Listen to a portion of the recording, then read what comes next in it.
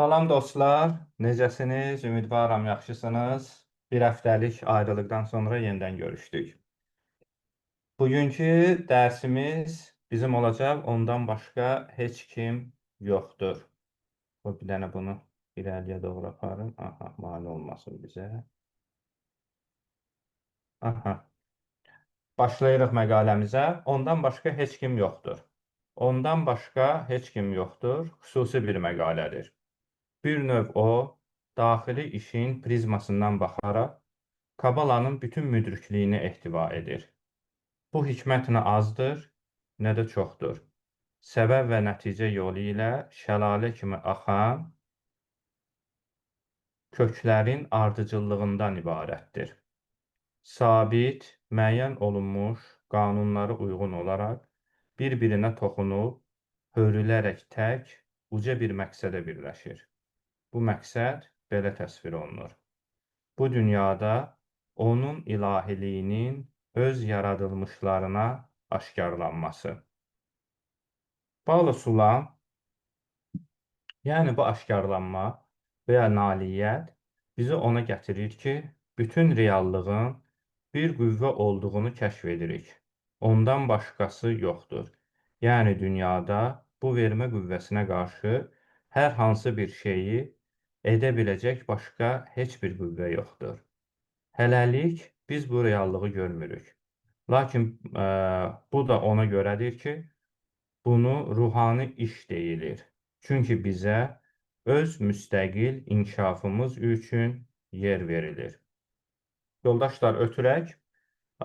Mehman bəy, sizdə necədir? İmkan oxuya bilərsiniz? Əla. Hərəmiz 2 abzas oxuyaq və ötürək növbəti. Bəli, özünüz ötürün, kimi istəyirsinizsə, kompüterdə ardıcıllığı kimi görürsünüzsə, ötürün ona. Buyurun, Mehman bəy. Daxili əməl. Səsim gəlir? Bəli, əla. Daxili əməl məhz Şamaçi məqalələrində ətraflı şəkildə təsvir olunan şeydir. Orada Baysulam aşağıdan yuxarıya doğru irəliləyişimiz zamanı keçdiyimiz çoxsaylı vəziyyətləri təsvir edir. Gəlin məqaləni oxuyaq və onu necə anlaya biləcəyimizi görək. Hamısını oxumayacaq, amma məqalələrin böyük bir hissələrini oxuyacaq və Baysulamın istifadə etdiyi bəzi anlayışları düzgün anlamağımıza əmin olmaq üçün müəyyən yerlərdə dayanacaq. Ötürürəm. Məmmədov, Azərbaycan. Ondan başqa heç kim yoxdur. İTRO həftəsinin ilk günü eşidilib. 12 Şevat, 6 fevral 1944-cü il. Ondan heç kim yoxdur yazılıb. Bu o deməkdir ki, aləmdə onun əleyhinə hər hansı bir iş görməyə qadir olan ikinci qüvvə yoxdur. O ki qaldı bu aləmdə ali qüvvələrin varlığını inkar edən şeylərə və qüvvələri insan görə bilir.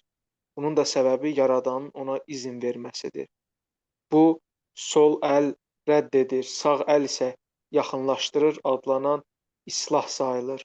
Bu o deməkdir ki, aləmdə mövcud olan elə şeylər var ki, əvvəlcədən insanı doğru yoldan ayırmaq və müqəddəslikdən uzaqlaşdırmaq üçün nəzərdə tutulub. Ötürürəm. Fatimə xanım, sizdə necədir? Oxuya bilirsiniz? Salam, axşamınız xeyir. Bəli, oxuya bilirəm. Bəli, buyurun Fatimə xanım.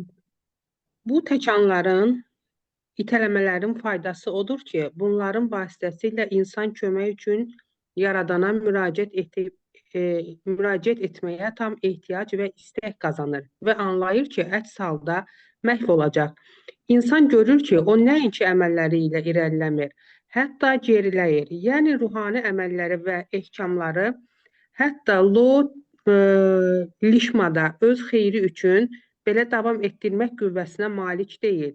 İnsan yalnız bütün maneələri bilik üzərində inamla dəf etmək sayəsində həqiqi ruhani əməl və ehkamlara davam edə bilər. Ancaq insanın heç də həmişə buna qüvvəsi olmur və hətta düşünülməsi belə qorxunc olan lişmada Yaradanın yolunda azmağa məcbur olur. Və həmişə məntiqlikdən çox sınmaları var.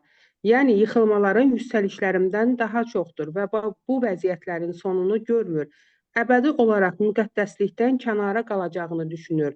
Çünki hətta ən kiçik ruhani ehkamları belə etməkdə çətinlik çəkdiyini və yalnız bilikdən üstün imanla, çalışmaqla bu maneələri dəf edə biləcəyini görür. Ancaq o həmişə dəf etmək qüvvəsinə malik deyil. Bəs bunun sonu necə olacaq? Götürürük. Ötürürük bir dəqiqə. Burada var Aynur. Mehman bəy kimdir burada? Mehman oxudu. Hə, İlahə xanım. Burada İlahə var. İlahə xanım.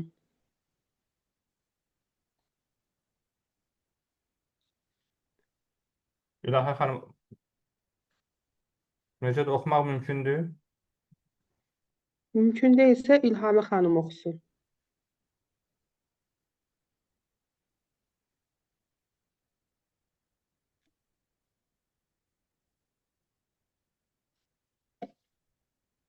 İlahə xanım nəsə internetdən çıxmışdı. Hə, Ev olmaz. Aha, İlhamə xanım buyurun. Aha. Sonra burada qaldı, sonra gəldi Bəli, bəli. ki, Bəli. sonra gəlir ki, Yaradandan başqa ona kömək edə biləcək heç kim yoxdur. Nəticədə qəlbində Yaradana həqiqi bir ehtiyac yarandır ki, gözlərini və qəlbini açsın. Həqiqətən onu əbədi olaraq özü ilə birləşmək yaxınlaşdırsın. Burada bizə bir neçə cümlə ilə bütün ruhani iş verilir. Çox sağ olun İlhamə. Buyurun, Aha. mən davam edeyim. Hər birinizi salamlayıram. Çox xoşdur hər birinizi görmək. İndi biz bu oxunu davam edəcəyik. Bu demək, bu bizə verilən bu parçada, yəni ki, bu Bayırsulamın ən şah əsəri olan, ondan başqa kimsə yoxdur. Bu əsərinin bir parçasını biz oxuduq. Burada bizə bir neçə cümlə ilə bütün ruhani iş verilir həmin bu parçada. Orada yazılıb, ondan başqa heç kim yoxdur. Bu o deməkdir ki, dünyada ona qarşı hər hansı bir şeyi edə biləcək başqa bir qüvvə yoxdur. Burada Bayırsulam özünün və digər kabalistlərin çatdığı bir vəziyyəti təsvir edir. İndi biz bu vəziyyəti hiss etmirik. Hər şeyin bu qüvvədən gəldiyini görmürük və hiss eləmirik. Biz özümüzün müstəqil şəkildə hərəkət etdiyimizi və müxtəlif qüvvələrin təsiri altında olduğumuzu hiss edirik. Necə ki, Azadlıq məqaləsində öyrəndiyimiz kimi. Beləliklə, biz bu tək qüvvəni əslində necə aşkar edirik? Bayırsulam davam edir. Və insanın gördüyü dünyada ali dərəcəliyi inkar edən şeylərin olması səbəbi odur ki, bu onun istəyidir. Yəni, nurun üstünlüyü zülmətdən, prinsipləri öyrəndiyimiz kimi, biz bir şeyi onun əksinə olan qarşılıqlı müqayisədə anlayırıq və buna görə də məhz dünyada ali qüvvənin inkar edən şeylərin olduğunu gördüyümüz zaman biz islah prosesinə daxil ola bilərik. İndi burada verək tələbələrə İlahə davam xanım, eləyin. İlahə xanım, siz necədir? Oxuya bilirsiniz? İmkan var. Aynur xanım.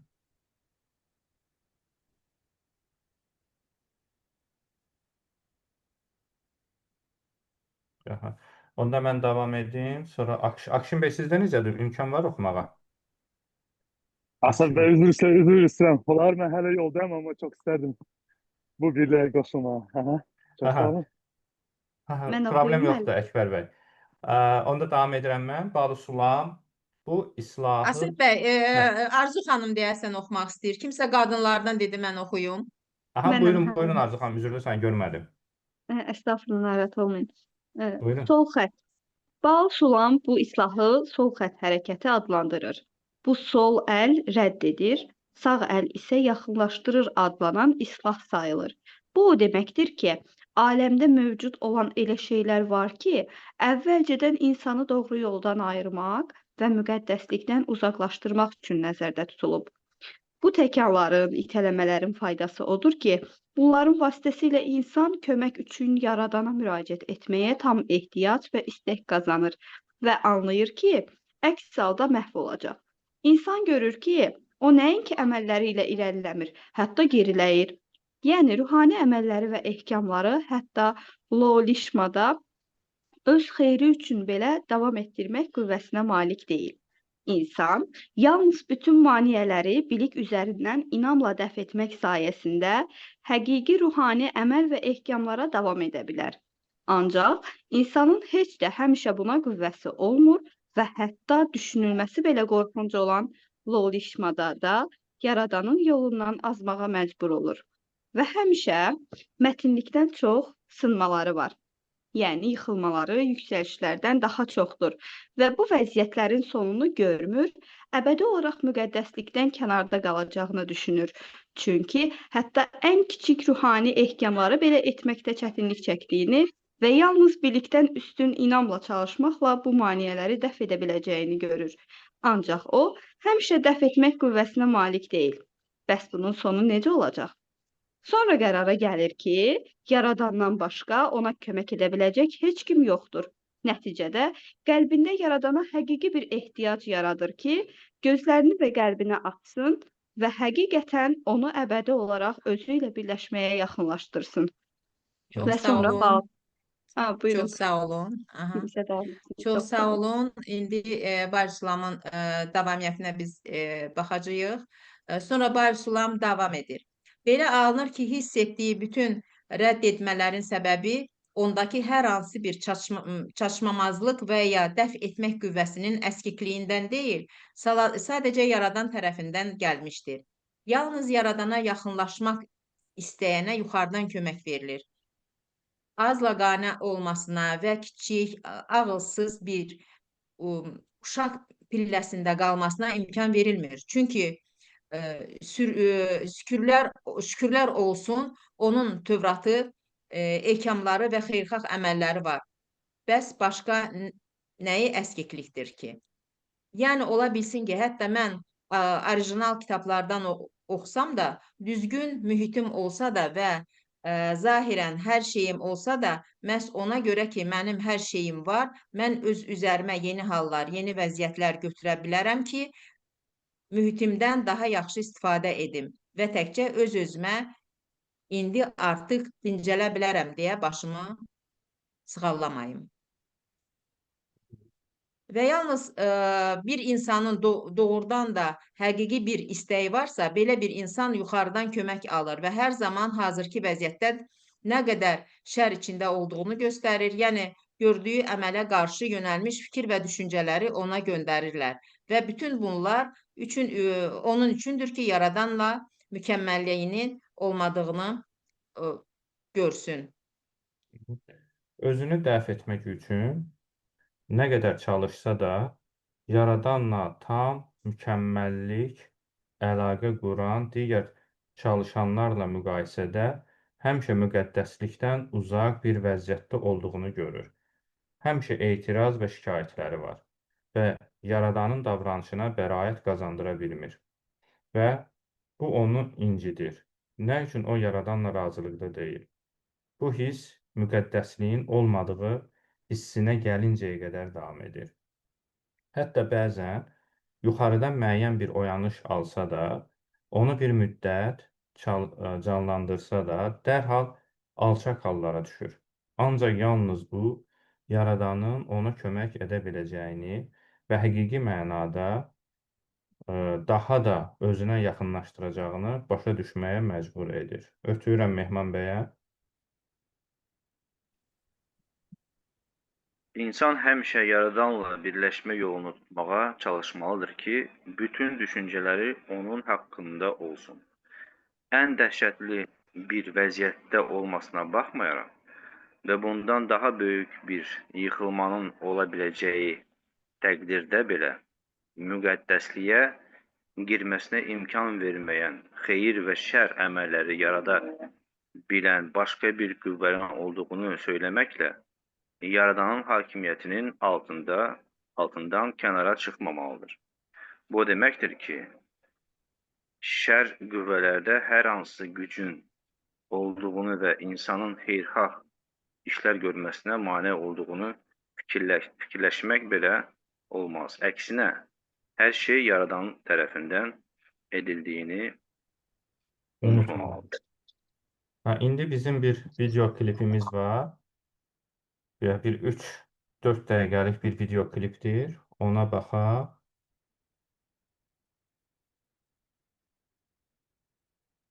Dərindir ki, Səs paylaşılan necə konu gəlir? çox böyük bir dərinlik gətirib və hətta biz onu hiss eləyə bilmirik. Gəlin birinci klipə baxaq. Oradakı Rav Dr. Mikhail Leitman izah eləyir. O izah eləyir necə düzgün bu prosesə münasibət bağışlamaq lazımdır. Sonra biz suallara cavab verməyə başlayacağıq. Çox gözəl. Gəlin baxaq. Əgər onun mənə nə dediyini başa düşməyə başlamaq istəyirəmsə, özümə təsəvvür eləməliyəm ki, həyatımda baş verən hər şey bu, siz deyilsiniz, bu mənəm onun qarşısında. Bu ilk bir əməldir, hansını ki, mən eləməliyəm. Bu, hələlik başa düşmədiyin düzgün qavrayışın başlanğıcıdır. Amma bu, ipin ucundan yapışmaq üçün lazımdır. Bu elə həmin o nöqtədir. Mən özümə nə deməliyəm? Ki, məndən başqa, indi tutduğum o nöqtədən başqa, ondan başqa heç kəs yoxdur. Əslində ondan başqa heç kəs yoxdur. Mən anlamadım, izah eləyin. İlk nöqtə, onu anlamaq üçün birinci nöqtə hansıdır? Başa düşməlisən ki, məndən kənarda olan hər şey yalnız yaradandır. Bir qüvvə, bir idarə etmə, bir istəkdir.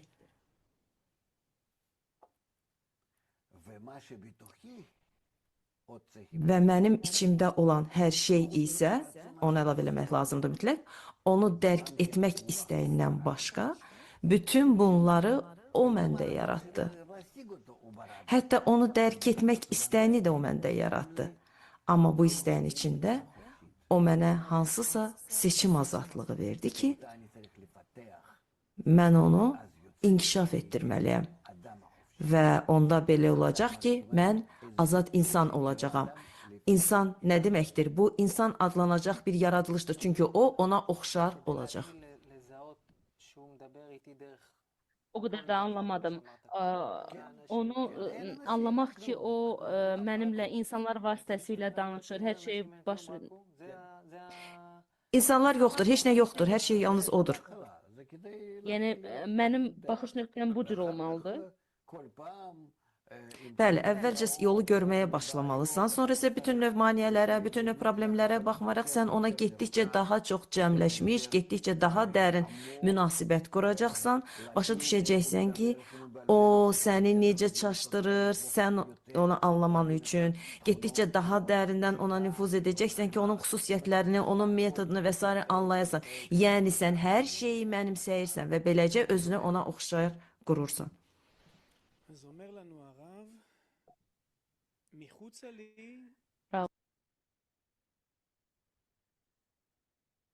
Bu qədər dostlar. İndi keçirik, davam edirik seminarımızı.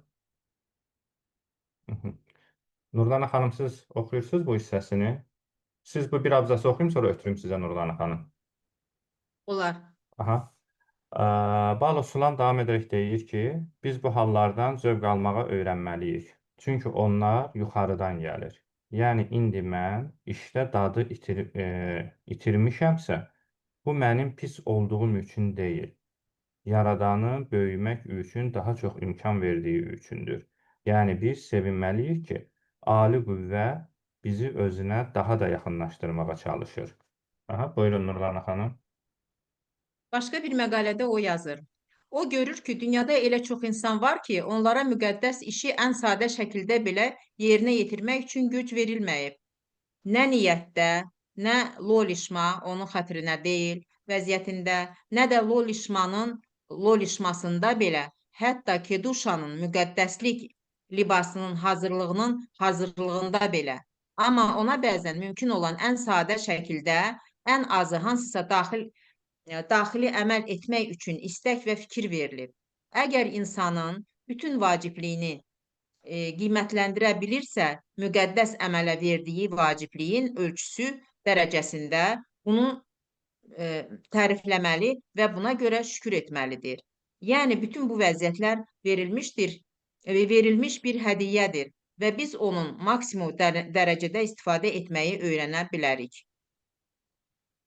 Aha. Bundan sonra suallar və cavablar.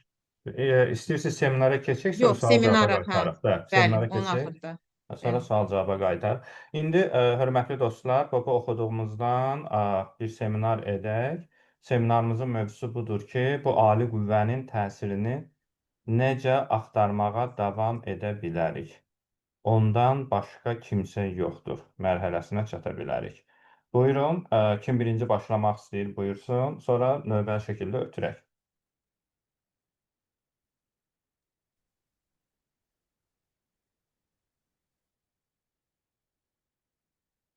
Fatimə xanım, başlayırsınız. Sual chatdadır, chatda baxa bilərsiniz. Əgər bir daha baxmaq istəyirsinizsə, chatı açıb chatda baxa bilərsiniz. Yox, elə buradan da oxudum. Bu ali qüvvənin təsirini necə axtarmağa davam edə bilərik ki, ondan başqa kimsə yoxdur mərhələsinə çata bilək. Mənim fikrimcə bu çox həm çətin, həm də düşünülməsi olan bir mərhələdir. Burada çətinliklər də var, gözəlliklər də var. Yəni Tanrıya çatmaq üçün ondan başqa kimsənin yoxdur olmasını demək üçün ali bir şuura sahib olmaq lazımdır. Hər şeydə onu görmək lazımdır, hiss etmək lazımdır. Mən belə hiss eləyirəm öz insani olaraq.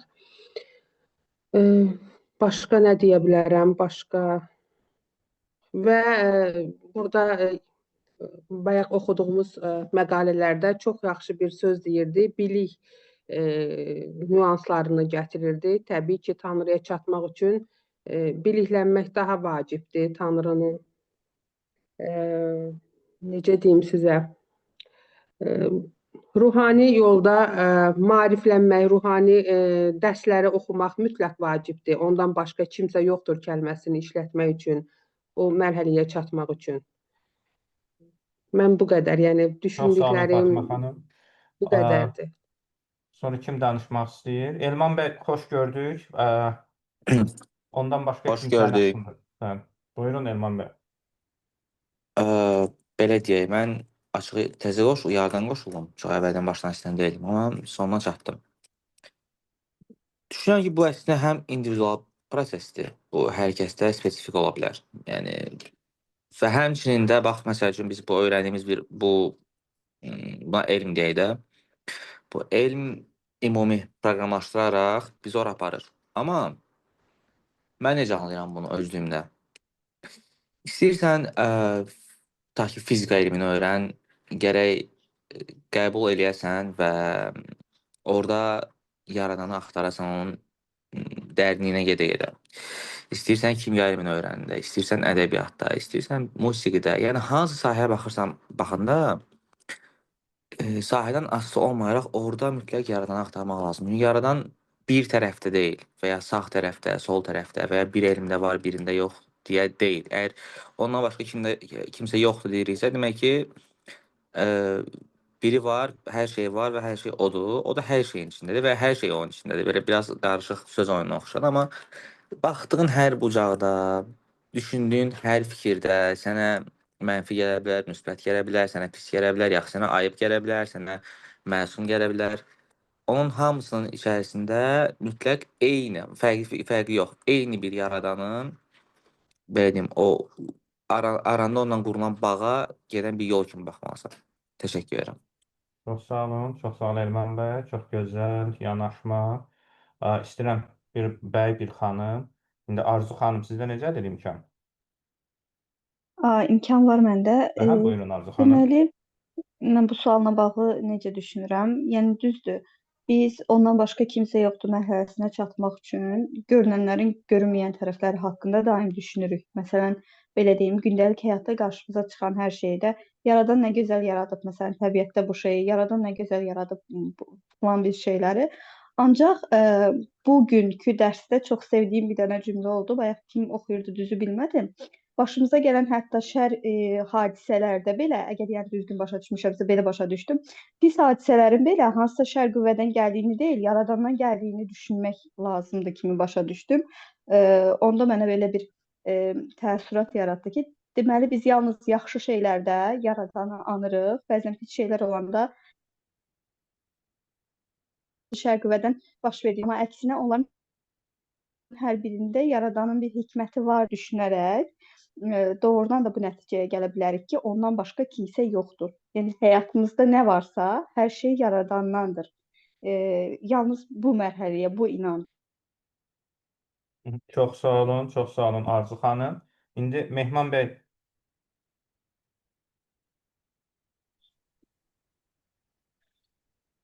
Əlavə olaraq bütün dostların dediyinə qoşuluram, razıyam.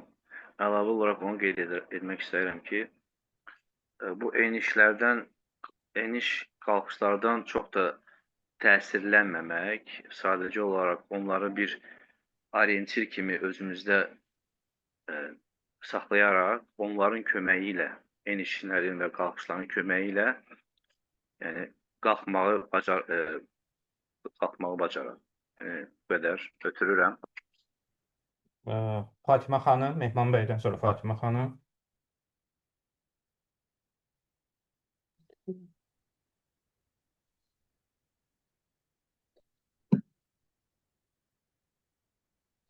Mən öz fikirlərimi dedim öncə. İndi bir də demək istəyirəm ki,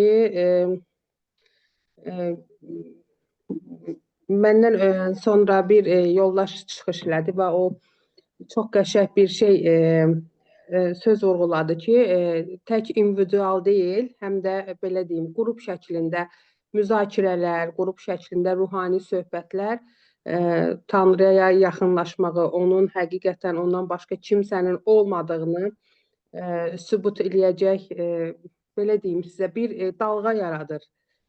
Ki biz daha çox inanırıq ki, gerçəkdən ondan başqa kimsə yoxdur və bütün yaradılış, hər bir yaradılışın, hər bir yox oluşun içərisində, başında yalnız o durur. Şəxsən mən bir insan olaraq bu qrup dərslərində hər dəfə dinlədikcə sanki bir balaca kamilləşirəm deyim, aqilləşirəm deyim, həyata baxışlarım tam başqa olur. Hər bir belə deyim, çətin anımda belə mən çox rahatlıqla belə həyata davam edə bilirəm. Sanki o qüvvəni hiss eləyirəm, o qüvvəyə doğru gedirəm, o addımları atmağı bacarıram və yaxud da atmağa başlamışam deyə belə bir hisslər mənə gəlir və bu qrup söhbətləri, qrup dərsləri üçün təşəkkür eləyirəm. Yəni bunlar bizim həqiqətən ruhani aləmdə yüksəlməyimiz üçün çox vacib olan bir şərtlərdir. Məndən bu qədər. Yəni mən Çox sağ olun. sizlərə Çox sağ olun təşəkkür Fatimə edirəm və xanım. həqiqətən bu dalğanı mən hiss edirəm öz həyatımda bir insan olaraq. Çox sakitləşməyim, hər bir şeydə Tanrını necə deyim, tərənnüm eləməyim, heç bir belə deyim, böyük olsun, kiçik olsun, baş verən belə faciələrdə belə mən nə isə bir necə deyim, gözəllik demirəm, orada bir hikmət axtarıram. Bir Tanrının orada nə isə bizə anlatdığını axtarıram ki, biz ya nə isə düz etmədik, ya da düz etmişik, harasa doğru tələsirik, harasa doğru kimsən biz axtarırıq və ona doğru addımlar atırıq. Sanki bir nərdivandır, böyük bir pilləkəndir, biz aşağıdan yuxarıya doğru hərəkət edirik. Təbii ki, yuxarıya doğru hərəkət etmək biraz çətin alınacaq. Orada bizim nəfəsimiz, bədənimiz işə düşməlidir, ağlımız işə düşməlidir və bir çox proseslər baş verir. Bu qədər, yəni hal-hazırki düşüncələrim bunlardır. Çox sağ olun Fatimə xanım. Minnətdarım. Məmmədov. Necədir sizdə vəziyyət? Salam, axşamınız xeyir olsun. Şükür Allah, hər şey qaydasındadır. Hər kəsi salamlayıram. Hər kəsi burada görməyimə şadam. Keçirəm suala. Burada bizim sualımız belədir ki, bu ali qüvvənin təsirini necə axtarmağa davam edə bilərik ki, ondan başqa kimsə yoxdur mərhələsinə çata bilək. Mənim bəlkə də fikrim elə də dolğun olmaya bilər, amma mən fikirləşirəm ki, ilk öncə yəni ətrafımızda baş verən hadisələri düzgün analiz eləməliyik. Bu hadisələrin arasında səbəb-nəticə əlaqəsini axtarmalıyıq. Yəni bu hadisə nəyin səbəbidir və misal üçün də hadisələrin nəticəsi nə olacaq? Bu analizi düzgün aparmaq və hər şeyin Tanrıdan gəldiyini qəbul eləmək lazımdır. Deyəcəklərim bununla sinirlidir. Çox sağ olun. Çox sağ olun, çox sağ olun. İlahə xanım, sizdə vəziyyət necədir? Fikrinizi bildirə bilərsiniz, ondan başqa kimsə yoxdur. Yoxsa uyğun deyilsiniz?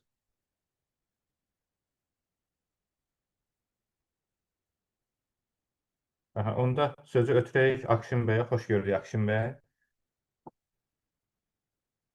Akşin bəy, uyğunsuz?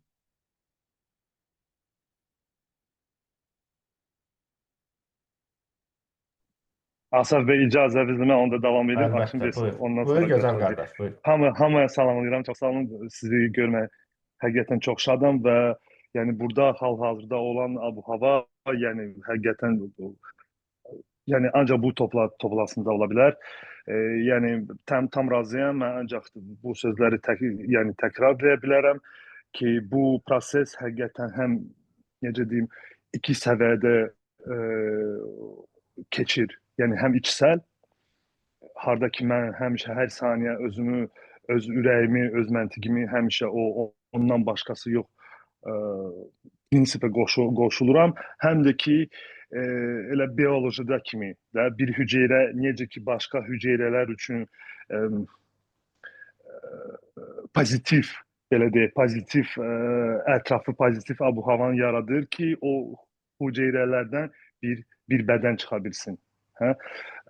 Yəni biz də elə işləyirik, çalışırıq ki bizim bu niyyətlə bağlı bir ətrafımız olsun və ondan sonra görürük ki, həqiqətən yəni nəsə belə dəyişikliklər olur və biz bütün bu realitəni tam başqa cür görməyə başlayırıq. Ötürəm, çox sağ olun. Aha. İlhamə xanım,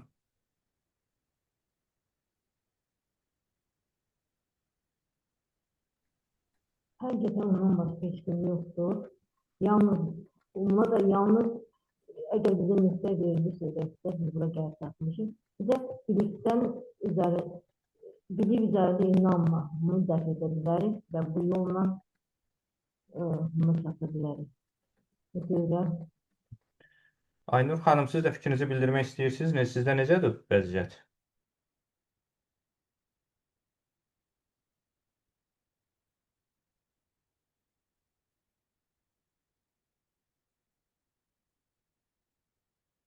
O zaman mən də sözümü deyim, sonra Nurlanə xanımı ötürərik. Mən də elə düşünürəm, əslində hər şeydə o var, ondan başqa heç nə yoxdur. Yəni, nə görürüksə, dostdur, istər insandır, heyvandır, əşyadır, hadisədir, prosesdir. Nə varsa, bir növ onun cilvəsidir. Əslində, ondan başqa heç kəs, heç nə yoxdur. Yəni, bu qədər. Ötürürəm Nurlanə xanıma.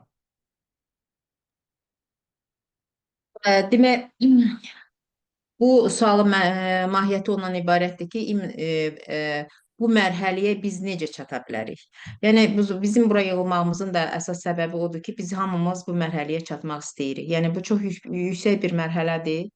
Bu mərhələyə çatmağa təbii ki, bizim tutduğumuz yol, Kabala elmi bizə köməklik göstərir. Bizim uca müəllimlərimiz bu metodikanı hazırlayıb bu mərhələyə çatmaq üçün.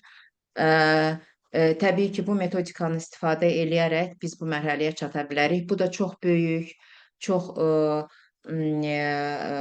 yoldur. Çox deyim ki, asan olan bir yol deyil.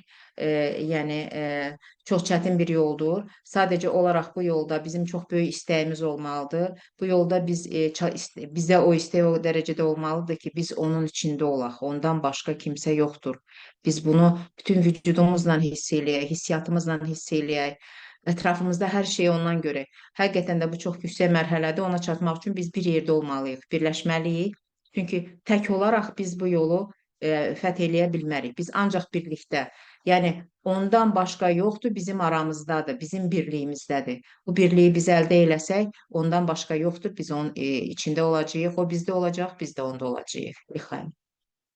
Təşəkkür Nurlana xanım. Mən indi e, göndərilən məktubları oxuyuram.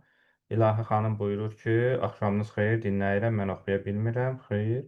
Sonra Aynura xanım da həmçinin, üzrlü sayın, mən indi elə bir yerdəyəm ki, səsi açıb danışa bilmirəm, amma dinləyirəm.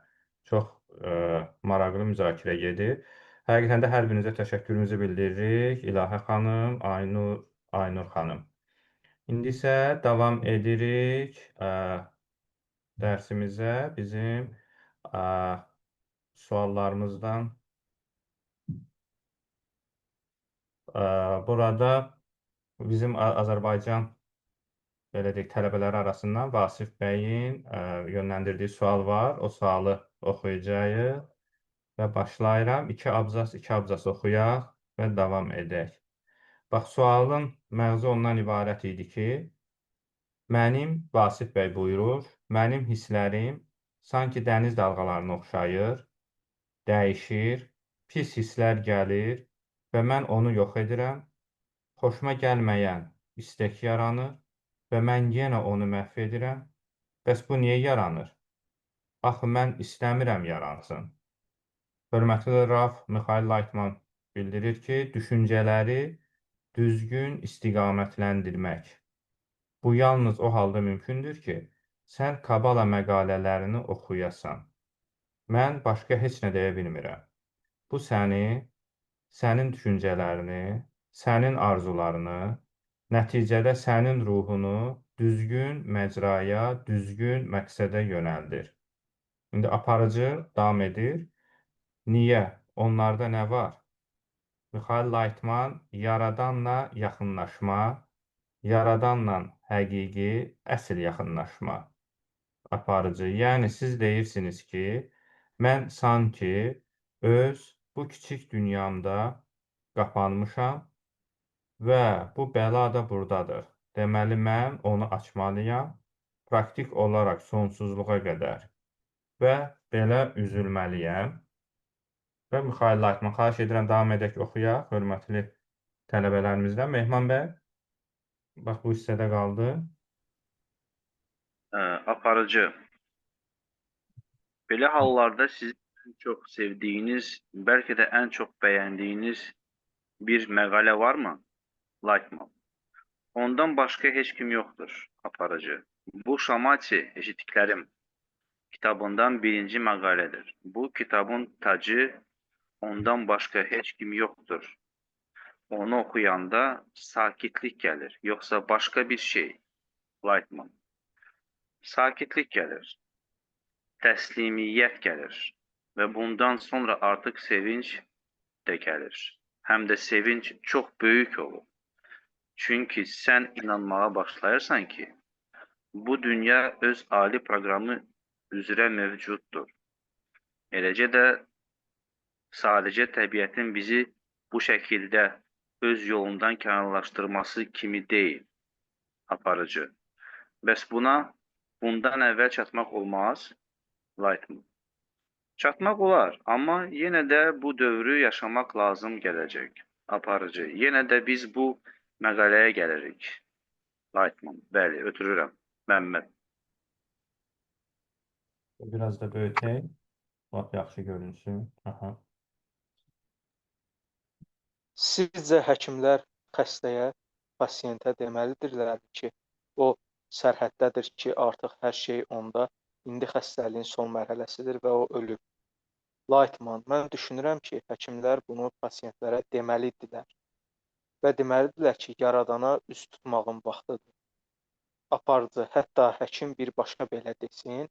Laytman, bəli, indi artıq hər şey yaradanın əlindədir, həkimlərin əlində deyil və insan ona üz tutmalıdır. Mən hesab edirəm ki, bu düzgün və açıq olacaq. Mikhail Laytmanla xəbərlər televiziya proqramı.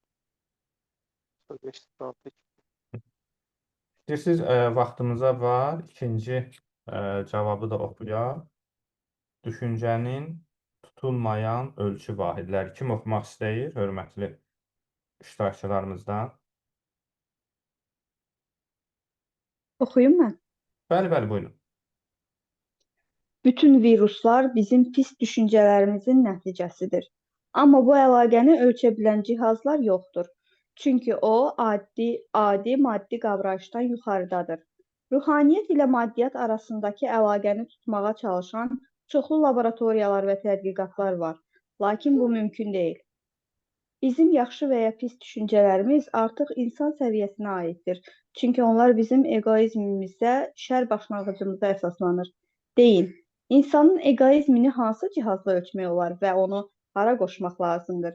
Əlbəttə ki, maddi bədəni yox. Axı bu sadəcə əmrləri yerinə yetirən bioloji maşındır. Ürəyə, amma ürək sadəcə nasosdur. Onu süni ilə əvəz etmək olar. Bəlkə beyinə, o da yox. İnsanın düşüncələrini haradan çıxarmaq olar ki, onları cihazdan keçirib görək hansı düşüncələr yaxşıdır, hansılar yox və islahata ehtiyac duyur. Bu mümkündürmü? Kardioqram qurmaq, tezlikləri, bədəndəki elektrik proseslərini ölçmək olar. Amma onların mahiyyətini qiymətləndirmək mümkün deyil. Axı o maddəyə aid deyil. Buna görə də elm buna yaxınlaşa bilmir. Hələ tələbəlik illərində bizim Sankt-Peterburqda Beyin İnstitutunda dərslərimiz olurdu. Mən o vaxt şöbə müdirindən tanınmış alim olan bir qadından eşitmişdim ki, biz insanın düşüncələrinin və arzularının harada yerləşdiyini bilmirik. Alimlər bu əlaqəni izləməyə çalışırlar, amma o beyindən bizim qavraya bilmədiyimiz elə bir sahəyə aparır. Orada insandan kənarda bütün düşüncələrimiz və arzularımız yerləşir. İnsan beyni bütün düşüncələrimizin olduğu ruhani məkanı insanın hissləri ilə bağlayan modeldir. Bizim dünyada insanı onun heyvani bədəni ilə eyniləşdirmək qəbul olunub. Amma Kabalanı öyrənərək biz inamı biliyin üzərinə qaldıraraq ruhani partsuf qururuq. Bu artıq maddi deyil. Kabala elmi insanı onun həqiqi mahiyyəti ilə bağlayır. Sanki onu maddi bədəndən ayırıb ruhla birləşdirir. Buna görə də fiziki dünya hisslərimizdən yox olur. Çünki o xəyali dünyadır. Biz aramızda elə bir Ötürək Fatimə xanıma. Çox sağ olun Arzu xanım. Çox gözəl. Buyurun, buyurun. Bir abzasımız qaldı. Eyb olmaz. Fatimə xanım, buyurun. Dəqiqə. Biz aramızda. Bir dəqiqə, baxıram. Biz aramızda elə bir əlaqəyə çatanda ki, ruhani hadisələri aşkar etməyə başlayacağıq, onda 10 Sifironun tədrisi kitabını açacağıq və orada yazıları, hər şeyi onu musiqiçinin notları oxuduğu kimi oxuyaraq hiss edə biləcəyik. Jurnalistlərlə söhbətlərdən 15 oktyabr 2020-ci il. Çox sağ olun, əziz dostlar. İndi kimin ola bilər bəlkə imkanı olmayanlardan danışmaq üçün ondan başqa heç kim yoxdur. İndi imkan əldə edib danışa bilərsə qoşulub və yaxud da mənim nəzərimdən qaçıb söz vermədiyim adam ola bilər. Onlar iştirakçı ola bilər, qoşulub əlavələrini edə bilərlər.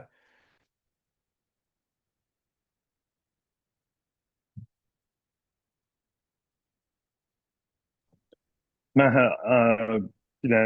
bir balaca şey demək istədim ki, bu məqalə ondan başqası yox. O həqiqətən həmişə hər bir vəziyyətdən çıxmaq və hər hansı ki vəziyyətə girmək üçün həmişə bir açar kimi rol oynayır. Yəni harda biz elə olur misal üçün belə bir hallar harda ki bilmirik özümüz nəyi hiss edirik ya da düz istiqamətimiz hardadır. Həmişə bu məqalə böyük bir kömək eləyir və Raf Mixailakın dediyi kimi və Asaf Bəbər dediyi kimi, yəni bu həqiqətən elə bir xaritə kimi sənin üzərində, sənin qabağında açılır və düz addım atmaq bir imkan verir.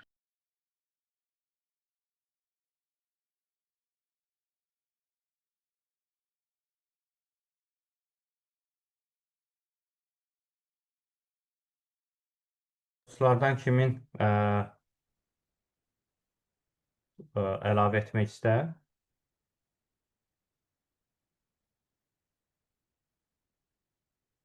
Elman bəy, bəlkə siz əlavə etmək istərdiniz? Mən əlavə edərəm bilirsiniz. Bu sonuncu oxuduğumuz yazı, jurnalistlərin söhbətlərdən oktyabr 15 2020-ci il olan yazı mən çox diqqətimi çəkdi.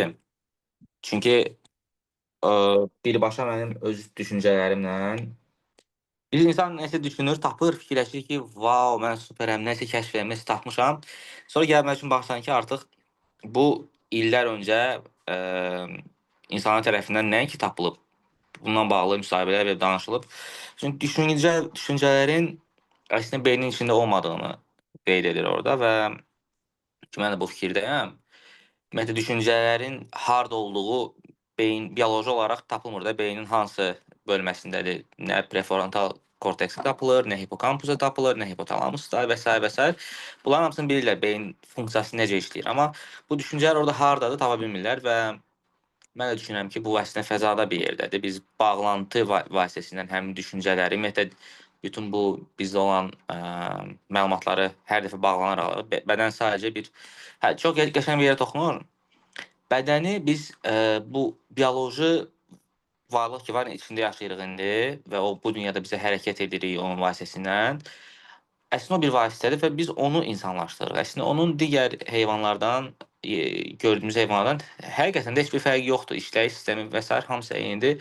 Sadəcə daha inkişaf etmiş, danışa bilən, daha bir növ sivil qaydada yaşayan. Bunun nəticəsi nədir? Həmin o zehinlə bağlantı qurmağımız.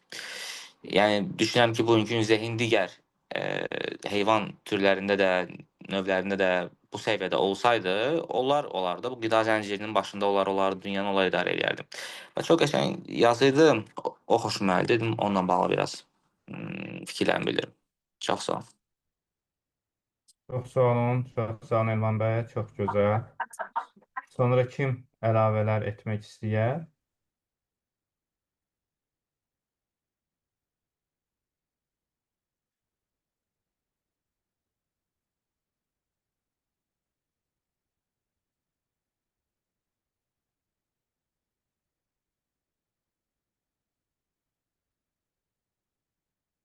Əgər əlavələrimiz yoxdursa, bizim bir 9 dəqiqə vaxtımız qalıb. Bunu da əgər yox əlavələriniz varsa, əlavələrinizlə yekunlaşdıraq görüşümüzü.